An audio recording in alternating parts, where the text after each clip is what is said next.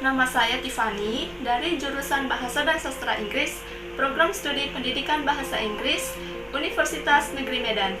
Melalui video ini, saya akan mempresentasikan hasil kegiatan KKN saya di Kelurahan Siringeringo. Nah, pertama-tama saya akan memperkenalkan teman-teman saya ya dari tim yang melaksanakan KKN di Kelurahan Siringeringo. Yang pertama di sini ada Nur Rodia Siregar dari jurusan PGSD atau Pendidikan Guru Sekolah Dasar. Kemudian ada Asmi Ridwan Siregar dari jurusan Teknik Pembangunan. Yang ketiga ada Har Gunawan W Pasaribu dari jurusan PJKR atau Pendidikan Jasmani, Kesehatan dan Rekreasi. Selanjutnya di sini ada Khairul Azim Tanjung dari jurusan Ilmu Keolahragaan. Kemudian ada Indra Taufik dari jurusan Pendidikan Matematika. Dan di sini ada Salama Esningrum juga dari Pendidikan Matematika. Dan terakhir di sini ada Teguh Hasinaga dari jurusan Ilmu Keolahragaan. Kami dengan total 8 orang melaksanakan KKN di Kelurahan Siringeringo dari tanggal 23 Juli 2021 hingga 14 Agustus 2021. Di slide pertama di sini saya akan menjelaskan gambaran lokasi KKN yang dimana tepatnya di Kelurahan Siringeringo, Kecamatan Rantau Utara, Kabupaten Labuhan Batu. Nah, jadi Kelurahan Siringeringo ini merupakan salah satu kelurahan yang terletak di Kota Rantau Rapat, lebih tepatnya di Kecamatan Rantau Utara, Kabupaten Labuhan Batu. Nah, pertama di sini saya akan menjelaskan perbatasan Kelurahan Siringeringo dengan desa atau kelurahan lainnya. Di sebelah utara berbatasan dengan Kelurahan Padang Tinggi, Kecamatan Rantau Utara. Lalu di sebelah timur ada berbatasan dengan Kelurahan Cendana, Kecamatan Rantau Utara.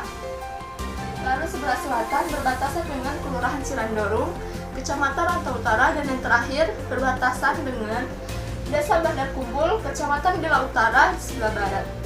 Pemerintahan Kelurahan Siringeringo terdiri dari 9 lingkungan, di antaranya ada lingkungan Kampung Tali, lingkungan Pondok Tengah, Kayu Raja, Tenis, Pemancar, Siranda, Rita, Cikutia, dan yang terakhir ada lingkungan Cinyadin.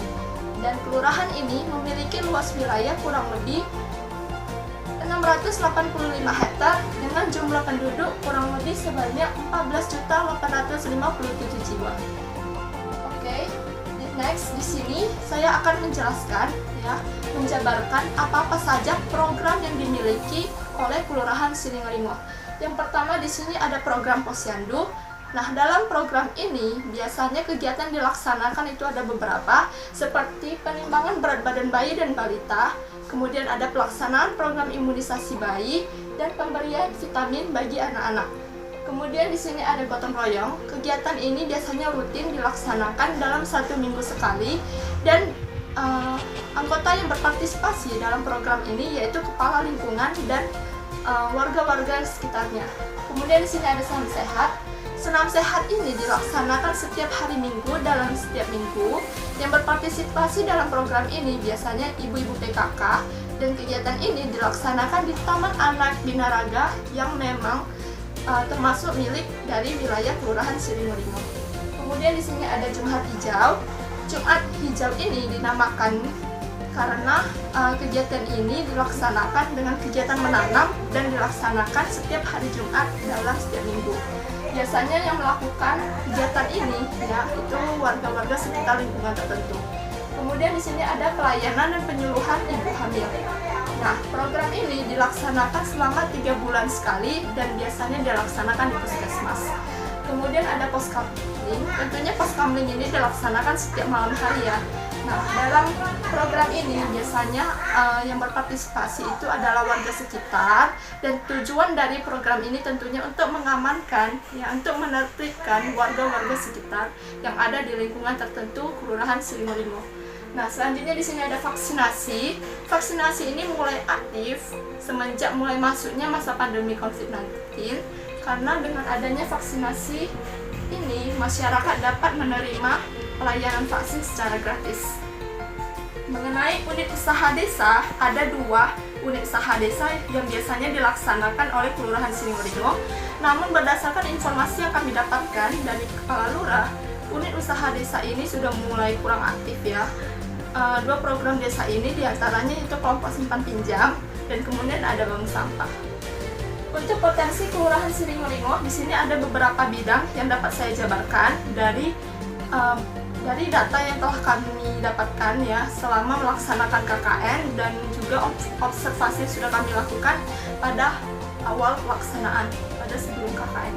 Nah, di sini ada berdasarkan usaha ya atau pekerjaan yang memang ditekuni oleh masyarakat Kelurahan Siringolingo. Yang paling mendominasi itu potensi yang dimiliki itu adalah di bidang pertanian atau perkebunan dan industri. Nah, hasil tani yang biasa dihasilkan oleh warga sekitar itu diantaranya ada karet, sawit, jagung, ubi, dan sayur-sayuran. Dari tabel ini bisa kita lihat ya, ada 560 penduduk yang menekuni bidang ini. Yang paling banyak dimiliki ya, yang paling banyak ditekuni itu ada di lingkungan Pondok Tengah, kemudian diikuti oleh Kampung Tali dan daerah sekitarnya itu cukup seimbang. Kemudian di sini ada bidang industri. Nah, industri ini biasanya yang ditekuni oleh masyarakat itu ada dua jenis, yaitu industri barang dan industri jasa. Industri barang ini mereka mengolah bahan mentah untuk menghasilkan barang jadi atau setengah jadi, seperti makanan ringan, kemudian ada pupuk, kemudian ada obat-obatan dari tanaman-tanaman herbal. Nah, kemudian untuk industri jasa, biasanya mereka langsung memberikan pelayanan jasa langsung ke konsumen. Nah, itu contohnya seperti menjahit, asuransi, dan salon kecantikan. Nah, seperti yang saya sebutkan sebelumnya ya, industri barang yang dihasilkan itu biasanya memang industri rumah tangga. Kalau kita bisa lihat di sini, ya berdasarkan tabel data yang kami dapatkan, industri kecil yang dimiliki itu dengan total 12. Kemudian di sini ada industri rumah tangga dengan total 22. Untuk industri besar memang belum ada karena usaha dari Kelurahan Siringolingo termasuk belum cukup berkembang untuk disalurkan ke luar kota. Nah, kemudian di sini Kelurahan Siringolingo juga ada menyediakan ya sarana pendidikan ya atau sekolah yang biasa kita sebut. Di sini ada dengan total 6 sekolah untuk tingkat sekolah dasar dan dengan masing-masing daerah pemancar 2, kemudian AIC rendah ada 4. Nah, sementara untuk tingkat sekolah menengah pertama atau SMP ada total 3 sekolah di Kelurahan Siringolingo, dan untuk SMA di sini ada 3 sekolah juga dengan masing-masing daerah di Kayu Raja, Rita, dan kemudian Cunyadin. Selanjutnya di sini ada sarana kesehatan. Selain pendidikan, tentunya juga Kelurahan Siringolingo menyediakan sarana kesehatan untuk masyarakat. Di sini ada tiga sarana kesehatan, masing-masing ada berada di Cunyadin, yaitu puskesmas. Kemudian ada puskesmas pembantu di daerah Pemancar dan puskesmas di daerah Kampung Tali. Oke, selain pendidikan, kemudian ada kesehatan. Selanjutnya di sini ada sarana ibadah ya. Di sini yang paling banyak dimiliki oleh Kelurahan Siringolingo itu adalah gereja, karena memang mayoritas penduduk Kelurahan Siringolingo ini rata-rata menganut agama Kristen. Di sini ada 7 masjid ya di Kelurahan Siringolingo, kemudian ada 10 gereja di Kelurahan Siringolingo, dan hanya 1 vihara yang terdapat di Kelurahan Siringolingo, dan tepatnya itu ada di daerah Pelita. Nah, tentunya dalam potensi-potensi yang dimiliki oleh suatu desa atau kelurahan ya, khususnya di Kelurahan Siringolingo ini ada kendala atau memang ada potensi yang memang harus dikembangkan ya. Nah, dengan adanya kendala-kendala ini, disinilah kami merancang dan merumuskan beberapa program yang dapat kami laksanakan di Kelurahan Siringolingo ini. Ada 2 jenis program yang sudah kami laksanakan, ada program fisik dan program non-fisik. Program fisik di sini ada 6 jenis program. Yang pertama ada senam olahraga. Kegiatan ini dilaksanakan pada hari Kamis, tanggal 29 Juli 2021. Kegiatan ini diikuti oleh kurang lebih 15 orang anak dan dilaksanakan dan dimulai ya dengan pemanasan ringan, kemudian diikuti dengan senam sore. Kemudian ada program menanam. Menanam di sini kami menanam tanaman apotek hidup, ubi, dan sayur-sayuran. Dilaksanakan pada hari Sabtu, 31 Juli 2021. Selanjutnya di sini ada program pembuatan media belajar. yang dilaksanakan pada hari Jumat 13 Agustus 2021. Ada dua media belajar yang kami sediakan, yang kami buat, itu ada dinamakan Papan Ilmu dan TV Box Bercerita. Papan Ilmu ini kami buat menggunakan karton, ya, tentunya bisa dibilang dari barang bekas, karena melalui program ini kami bisa memperkenalkan anak-anak bagaimana memanfaatkan barang-barang bekas untuk mengurangi limbah yang ada di kelurahan. Nah, papan ilmu ini kami menempelkan beberapa ilmu-ilmu pengetahuan dasar seperti bagaimana cara membentuk kalimat dan menyatakan waktu.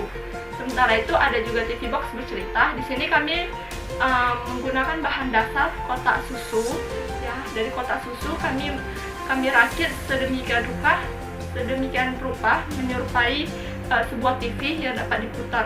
Nah, kami menggambar sebuah cerita narasi dan kami